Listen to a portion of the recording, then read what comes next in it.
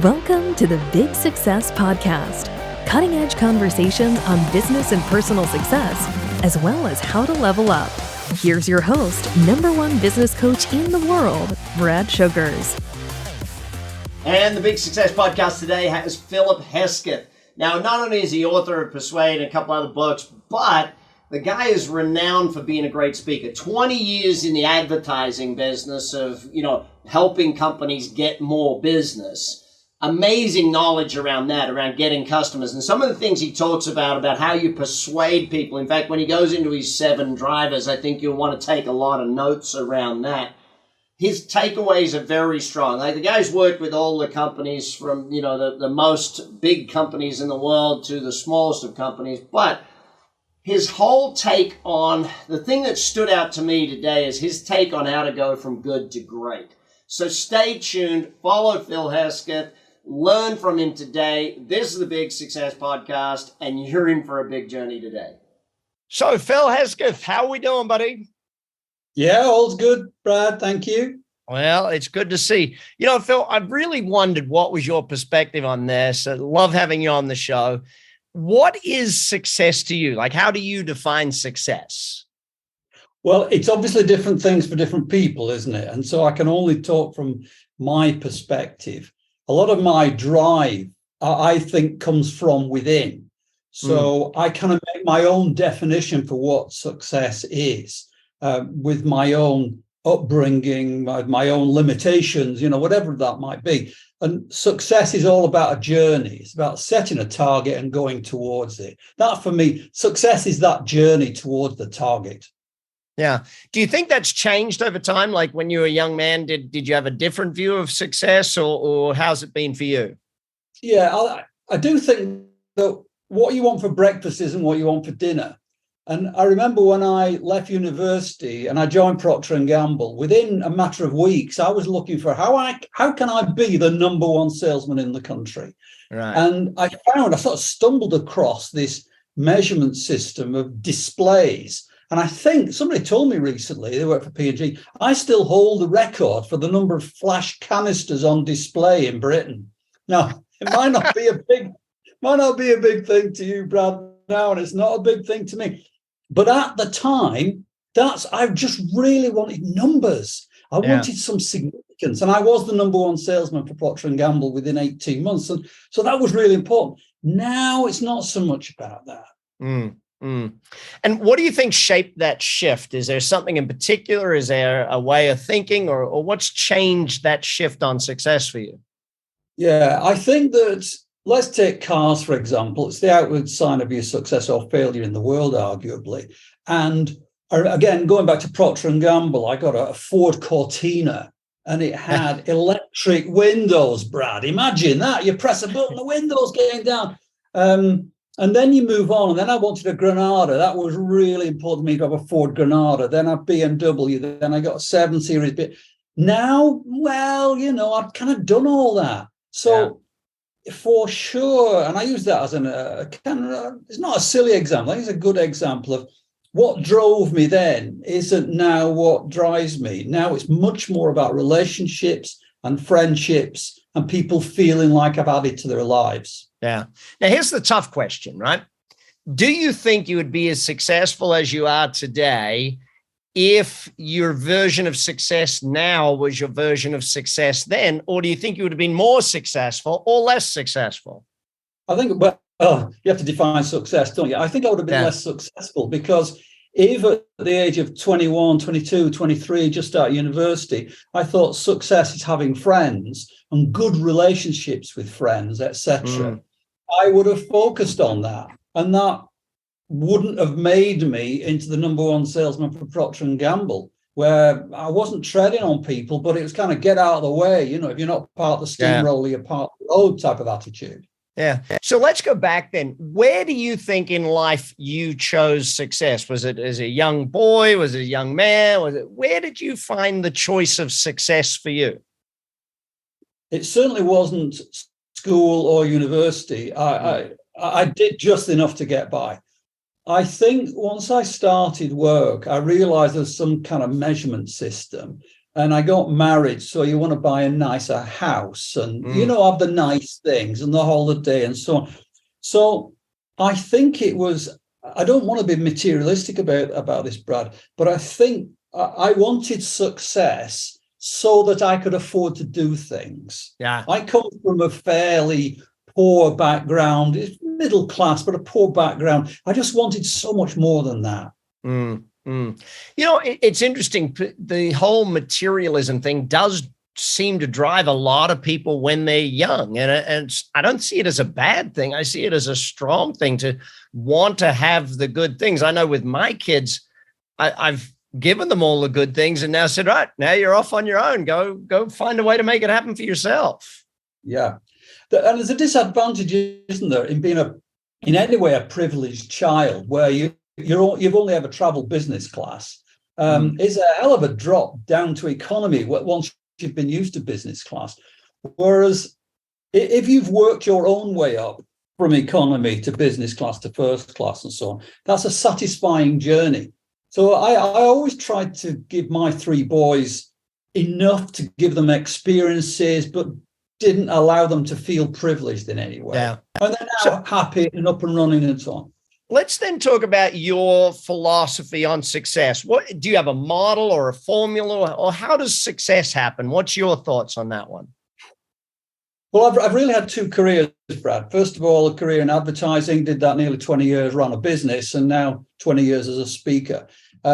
The one thing that they've got in common as a thread, the thing that I would regard as being a success at, is getting new clients. And it's a lot of businesses, as you well know, really struggle on getting new clients.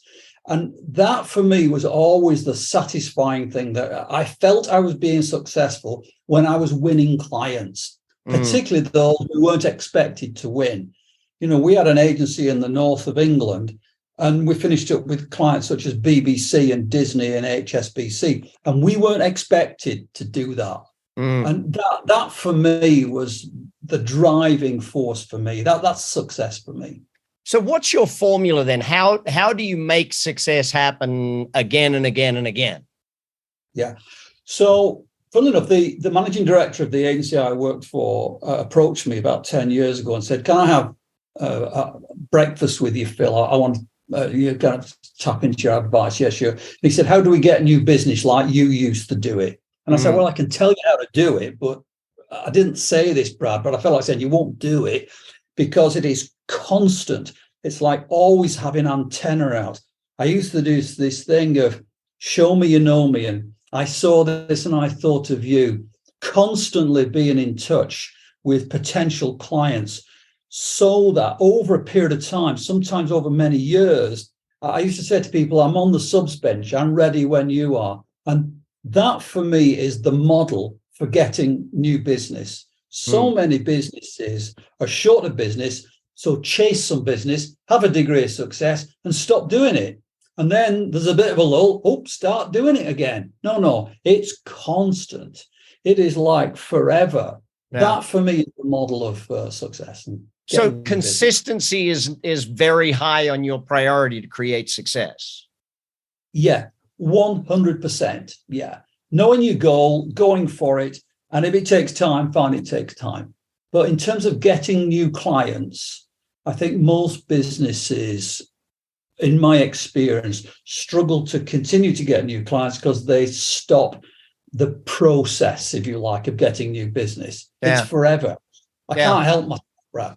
Yeah, I mean, if you flip that over, then how does failure teach success in your mind? How do we learn from our failures? I think you learn from failure if you discover that you hate it. I like that line. Tell me more. Right. So we pitch for a piece of business and don't get it when I think we could and should have. And that hurts, Brad. It hurts in my soul.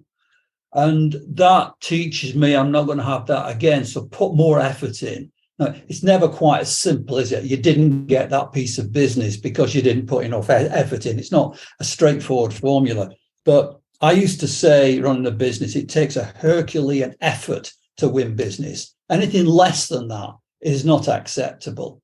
So For me, what failure taught me, little bits of failure, losing an account, not winning an account, all those things, I hated it with a passion. That's what it taught me. Dang. That level of intensity. I love it. I love it. I think that's brilliant. Listen, you're on the Big Success Podcast. We're going to be back with Phil Hesketh. We're going to talk about persuasion, influence, getting new business, delighting customers. Stay tuned for the Big Success. It's coming your way. Business empires are where most people create the vast majority of their initial income and wealth. Through Brad Sugars' Entrepreneurs event, you will learn how to turn your companies into valuable and sellable assets. Visit bradsugars.com to attend this program as a standalone or as part of Brad Sugars' Entrepreneurial University. And we're back. Big Success is our way. Phil Hesketh, you are the master of persuasion and influence. I love your book, Persuade, by the way, the 7. We'll get to that in a moment. Firstly, what's the difference between persuasion and influence? Okay, so I think persuasion is something you do to someone. Mm-hmm. You know, if any of the listeners, if you go home tonight and say, you know, guess what I've been persuaded to do, you don't feel good about that. If you ever go home and say, hey, guess what I've been sold today, you don't feel good about that. So I think persuasion is something you try and do to someone. And we don't like persuasion. Influence is something that you have on people, and you can be influenced by someone you don't know terribly well. But I think influence comes when you feel, buyer and seller, that I call it being in the canoe together. You're in this thing together, and you can influence someone because you feel like there's genuine interest from the other person. So how do we succeed at influence then? How does someone become successful at influencing? Okay, so I would say a lot of the time, a lot of people telling people it's what they want to tell them, and it's not what they want to know. So being successful at influence, and as you know, I have these 50 killer questions. It's all about finding out what the other person wants. What's the most important thing for the other person? What is it that they're after? And then helping them achieve that. And at the same time, trying to slowly shift them to your point of view. So for me, the key thing is to find out what the other person's motivated by. What's important to the other person? Yeah. So you've got, as you mentioned, you've got the killer questions. How does someone become a questioner? Is that just a natural thing, or is it a learned thing? I think it's a learned thing. I think you've got to have a genuine interest in people. It's interesting, if I go back to my time with Procter & Gamble, I learned the 8x7, the 8 steps of the selling call and the 7 selling tools. I could probably still do it now, but it's very much turn features into benefits. Wham, bam, thank you, you know. And that's not like that now. We've all wised up. So for me, the key thing is to, and I often say when I run sessions, if you only remember one thing from this, just ask a question. Yeah. Just if you're in a query, if ask a hypothetical question. But I do think you have to learn it, and then it becomes natural. Yeah. So let's go to the top 7 then. Let's start with the 3 big ones and help people understand that change or that psychology, that shift to becoming an influencer. Yeah. So my 7 psychological drivers, the first 3, as you say, are the most important. We all want to be loved. And by loved, I don't mean hugging and kissing. What I mean is, I know what everybody's clients and customers they want. They want to feel like you truly care. Are you interested in me? Do you love me? Secondly, we all want to be important. And that doesn't mean, hey, look at me, I'm the most important person. You know, often people recognize that they're a cog in the wheel, but they're an important cog. What they're doing matters. And then after love and important, we all want to belong. You know, we like to belong to groups. Everybody listening to this, Brad, will belong to a group. They belong to a ski club, a canoe club, a running club, a bridge club, whatever it might be. And when I ask people what's the most important thing in your life, they always say the same thing. They say family. Why is that? Feel loved and important and belong. And in terms of influencing people, if you can allow the person that you're trying to influence to feel like you truly care, that they are important to you and you belong, then you'll have much more progress. I often talk about the biggest single question you can ever ask in life is, will you marry me? there, in my opinion, there's no bigger question than will you spend the rest of your life? You're probably correct. That's the ultimate sale. Isn't it? I'll close that sale. And almost always you get a yes. Why is this? Because you've discussed the future. And you're basically saying, I think my future will be better with you. Do you think your future will be better with me? I love you. You're important to me. We belong. And so that's why they're the three most important fundamental psychological drivers. Yeah. So how does someone succeed at that? Are there steps to each of those? Yeah, I would say so. Again, the key thing is you've got to truly care, and truly want to be interested in your clients, your customers, and so on. But it comes back to this questioning, Brad. You see, if you ask somebody, what's the most important thing to you about the service we're going to provide? What's the most important thing to you about our relationship? Well, automatically the other person feels important. They feel loved, like you truly care. You feel like it's me and you together. Now, there are plenty of other questions, but for me, the most important thing is, what's the most important thing to you about? Let's dive over to the other four then, because I still think, even though they're not your top three, they're in the seven, so we got to cover it. Sure, yeah. So they're not really in any particular order after loved, important, belong. But one of the things we have to recognize is that the way the brain works is that once we've got a view and an opinion and a belief, we look for evidence to support the belief that we've got. That's the way the brain works. One of the things that's always fascinated me is placebos. And nobody really knows how they work, Brad. That's the truth. The best medics don't really know how placebos work. But what we do know is people have beliefs. And you have to recognize people have got a strong belief on something. You can't tell them that they're wrong. You've got to say, hey, that's interesting. What draws you to that conclusion? Is there any evidence to support that? So recognizing belief. Then we all want a balance of life in our lives of certainty and uncertainty. So if you're going to watch a rugby match, a cricket match, you're going to the theatre, whatever it might be, you want to be certain you've got a seat. You want to be certain what time it starts. You want to be pretty sure what time it'll finish. You want a certain where you park your car, but you don't want the certainty of outcome.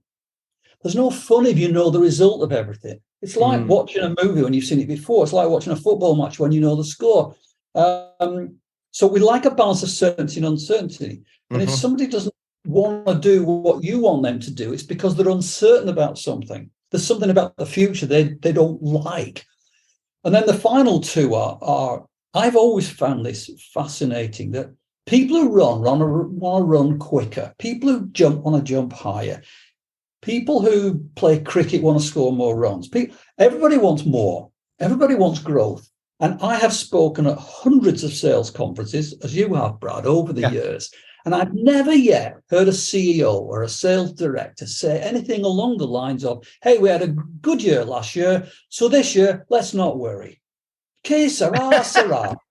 Whatever. Nobody ever says that. They always want more. Why is this? Because we want growth, because we're driven. And then finally, we all want a place. And for some people, it's a place of worship. For some, it's a position at Starbucks. I've always found it interesting. Whatever commute I do, and I've commuted along the northern beaches of Sydney quite a lot. I've done the Manly Ferry and so on. I always recognise I'm Johnny Newcomer. You have to see where everybody sits first before you sit down, because we like the same seat. If you're anybody listening to this, I'll ask this question. If you're sitting at home tonight, watching television with your significant other, I will bet you sit in the same seat you always sit in. Yeah. Why is it? Because we want a place. So those are the 7 things that drive us, Brad. Yeah. I love those. And I think everyone should read more, especially Persuade. I think people should dive into it and get in depth, and also do a lot of your online learning. Let's dive into getting new customers. What are the success factors to getting new customers? Okay. So for me, number one is you've got to be realistic about who you're targeting. I think it's so, and I'm very conscious, Brad, you've got all sorts of types of businesses listening to this. But for me, you've got to know who your target market is, and you've got to tap into what it is that you've got to offer that is different to anybody else. And then persistence is everything. And making sure that all your details matter, that you're better than anybody else, and that persistently over time, you keep banging away on how good you are at what it is that you're doing in a way that appeals to that market. Personal view, Brad, I don't think you can over-egg this persistence of drive. It's typically not a one-off thing. Yeah. So let's take that one step further then. One of the great things that you teach is how to keep your prices high or your fees high. What are the keys to success around high fees, high prices? Okay, so if we take two types of businesses, the business to business where there's an element of negotiation, it's one-on-one and so on. That's quite different to pricing in store, for example, which I'll come to. So again, if you, first of all, are brave, that's the most important thing. I'll bet everybody listening to this, and I've had these experiences too. I've had an experience in the last 12 months, at least one, where they could have charged the client more money and the client would have been quite happy because you weren't brave enough. Now, just being brave, obviously, is foolish. I'm not suggesting that. But I have got, on occasions, 4 or 5 times my normal fee because I didn't want to do the gig. So you put in a ridiculous price. Everybody's got that situation. So for me, the most important thing is not to be bound by what other people are charging, but say, this is my price. It's more than everyone else. And when I say it's expensive, you say, yes, it is, but look at what you get. Yeah. Because you can afford to lose some of the cheaper business. And I get that. I could do a half a day on this, Brad, but so often I talk to people who say, well, I've been beaten back on price 3 times this morning. It's not going to happen again. No, the fourth call might be the one who doesn't care what it costs. Yeah. I remember one of my first ever $1 million consulting per year or coaching per year clients was because I don't really want to do this. Listen, it's $1 million a year. And they went, okay, that seems reasonable. It's like, oh, okay. I guess I'm doing it. So absolutely. If we start to think then the bravery is one thing, how do we back it up? Yeah, sure. If you are a typical salesperson and you don't feel confident about the price that you're charging, then you've got to go through the process. And the process is a simple one. Question number 1 is always, what's the most important thing to you about the service we're going to provide? Now, there's plenty of other questions, but that's question number 1. Question number 2 is, what are your expectations exactly? So let's find out and then say, your current supplier, what would you have in an ideal world? What would make things perfect for you? And they say, well, perfect would be X, Y, Z. Okay, does your current supplier do that? No, they don't. Okay, now you've got a gap. So all the time you're building value, but then importantly, I would say, working with salespeople all over the world, the biggest single reason they're not as successful as they might be and don't charge as high a fee as they might do is because they're frightened of rejection. We're just frightened of saying it will cost $12,000 or $2,000. They're just frightened of it. So you ask a hypothetical question. The hypothetical question is, look, if I were able to do all those things that are important, and if I were able to meet your expectations, is there anything else we need to consider? And typically people either say, no, there's nothing else we need to consider, or they say, yes, there is. So, and you can talk about that. So you can't get rejection. Yeah. But then you say, okay, hypothetically, if I were to say to you, this sounds like $12,000 per week or whatever it might be, how does that sound to you? You can't get a rejection to that because they might say, well, that seems like a lot to me. Okay, well, does that make sense, Brad? You're hypothetically setting the bar up here rather than just saying, well, our price is, I mean, you could have charged more money. So it's the hypothetical question for me that's the key thing. Perfect. Love that answer. You're on the Big Success Podcast. We're going to be back, and Phil is a genius at talking about good to great. So we're going to get into level up when we come back. Celebrated the world over for his ability to entertain and inspire, Philip Hesketh reveals powerful, life-changing techniques to persuade, influence, and succeed in the workplace and in our personal lives. A successful businessman, best-selling author, and one of the world's most sought-after speakers, he has inspired audiences and clients in over 20 countries to increase sales, establish value to hold higher prices, and control conversations, building stronger relationships. To learn more about Philip Hesketh, please visit heskethtalking.com. And you're back on the Big Success Podcast. I'm Brad Sugars. Today, I have the author of Persuade, Phil Hesketh, with me, sales genius. Phil, let's talk about leveling up. Good to great. Give me a perspective. Okay. Well, let me give you someone else's perspective. There's a British economist called Leslie Hanna, and he's still alive. And in the year, I think about the year 2000 or something, he looked at the biggest 100 companies in the world in 1912. Okay, he looked at the biggest 100 companies in the world before the First World War, the year the Titanic went down. And then he fast forwarded 83 years being the length of someone's lifespan, to 1995, to see how many of the biggest 100 companies in the world were still in the list of the biggest 100 companies in the world 83 years later. And the answer is only 19. 81% didn't make it. So what do we learn from people who didn't continue that growth? And what we learn is almost always it comes down to complacency. You know, this expression, if you always do what you've always done, you'll always get what you've always got, is complete nonsense. You get less if you just do what you've always been doing, because the world is changing. So for me, this good to great is about two things. It's about looking for the next big thing. If you look at Microsoft and what happened to them when Apple came eating their sandwich, and I could give you dozens of examples. If you look at the fact that Kodak invented digital technology, but allowed something, etc., dozens of examples, Brad.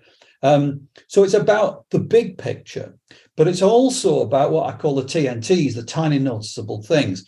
It's about never allowing complacency to set in.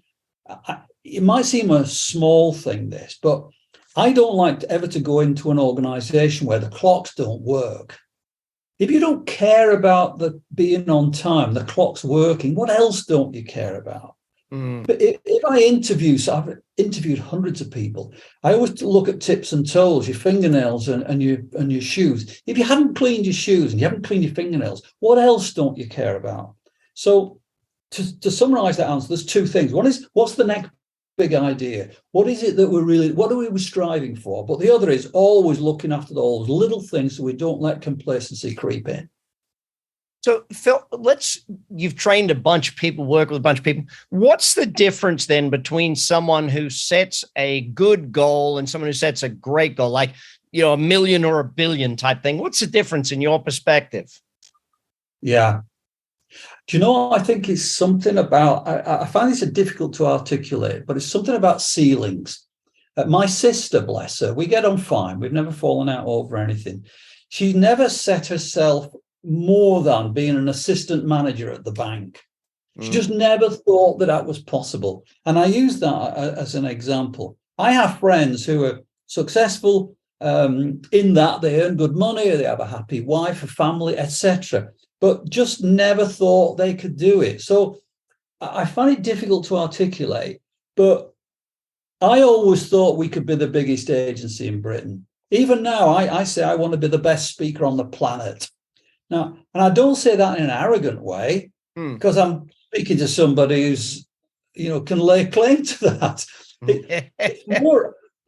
It's more about saying, I want to be as good as I can be. Yeah. I want to get better all the time. So that for me is what that's about. It's not, I want to be, you know, I haven't got a measurement system of being the best speaker in the world. You know? Yeah, it's interesting because I asked that question of a lot of successful people, and the answer is very similar to what you're saying. It's almost just having the bravery to go for it or to even choose that. Yeah, but also being driven. I do some work for Lexus Cars, and as a consequence, I was invited to play golf with Colin Montgomery. And And if anybody listening to this doesn't know who Colin Montgomery is, just say, he was a very, very successful golfer, one of the best in the world at the time. And I said to him, what is it that drives you, Colin? We're just walking along the fairway. And I said, what is it? You've passed the point of winning the majors. Now you're in the seniors. You've got enough money. He said, Phil, I can't help it. I'm just driven. And he summed up what so many people have said to me, because the nature of what I do for a living, I get to meet some famous people. And I asked them that question, what is it? And it's almost like an engine within them, Brad. Yeah. Yeah, I think and it came from somewhere, and usually it comes from that decision way back somewhere as a kid, as a college kid, or somewhere that they chose success. It's quite phenomenal that way. Let's get to the quick fire round. I want your thoughts, quick, short, sharp thoughts on this. How do you succeed at goal setting? Well, there's SMART goals: specific, measurable, achievable, realistic, time. Not a fan at all. I think it should be specific, measurable, awesome, ridiculous, and timed. So that, I set myself the goal of changing the weather in February, and everybody laughed. I said, no, I'm going to go and work in Australia. Who do you know in Australia? I don't know anyone, Brad.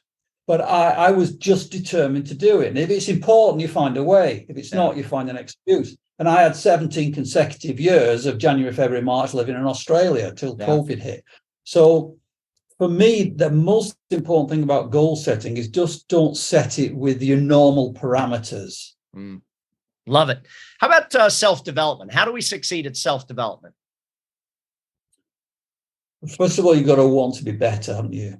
I'm surprised at seminars and workshops I run where I say to people, put your hand up if you're reading a book on self-improvement. Very, very few people. And I say, look, if you're not reading a book on self-improvement, there's only one of three reasons. Either you know everything, there's nothing for you to learn, or you don't care about your career, or you can't read. There aren't any other reasons. So read some more books. Yeah. Make a start. All right. Well, how do you succeed at relationships? Care, isn't it? I've been married to the same woman for 40 odd years now. I have a good relationship with my kids, because if you said to me, but what's the most important thing in your life? It's my relationship with my wife and children. If that goes all to pot, then what's been the point of it all? So I think the thing about relationships is truly caring and doing the little things and saying thank you and doing things for people without not only not expecting any reward, but without them even knowing. I love helping people who don't know me and will never know me. I just kind of know within myself. And as a consequence, I think you improve your relationship. Love it. Love it. So, Phil, you've had a lot of advice over the years. You've read a lot of stuff. What's the number one thing you've been taught, or what's the best quote you've ever read on success? I thought about this. I think it's that just because someone's not on the same path as you doesn't mean they're lost.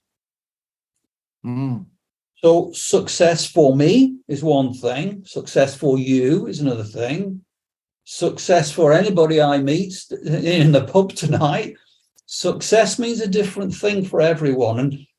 And I remember doing salary reviews and the agency, and some people just wanted to work in the accounts department, get home at 5 o'clock because the dog was the most important thing in their life, and it's okay that it wasn't okay for me, but it took me quite some time, Brad, to recognize and accept that just because they're not on the same path as me doesn't mean they're lost.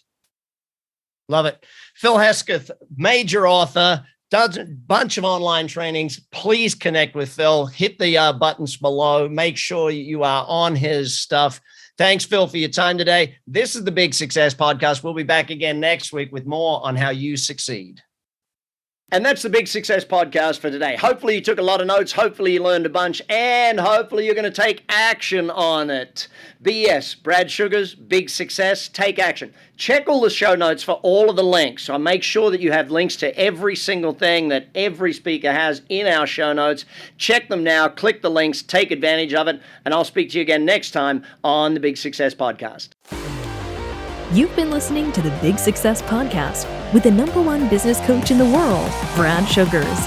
To learn more about how to achieve business and personal success, as well as how to level up or listen to past episodes, visit www.bradsugars.com.